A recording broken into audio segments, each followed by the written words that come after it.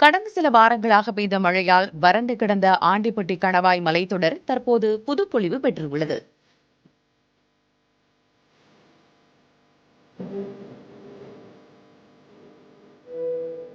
வெயிலின் தாக்கத்தில் தகிக்கும் மதுரையிலிருந்து தேனி நோக்கி பயணிக்கும் எவருக்கும் அந்த ஆண்டிப்பட்டி கணவாய் பகுதியை அடைந்த அடுத்த நொடி ஒரு சிலிர்ப்பான அனுபவம் நிகழ்கிறது.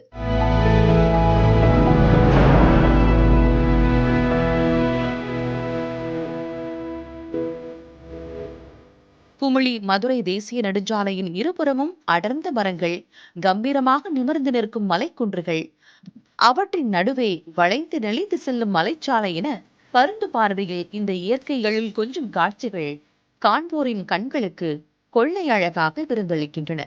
தற்சமயம் இந்த வழியாக செல்லும் வாகன ஓட்டிகளும் இயற்கை பிரியர்களுக்கும் ஒரு மறக்க முடியாத பயண அனுபவத்தை தரும் எழில்மிகு சாலையாக இது மாறியுள்ளது.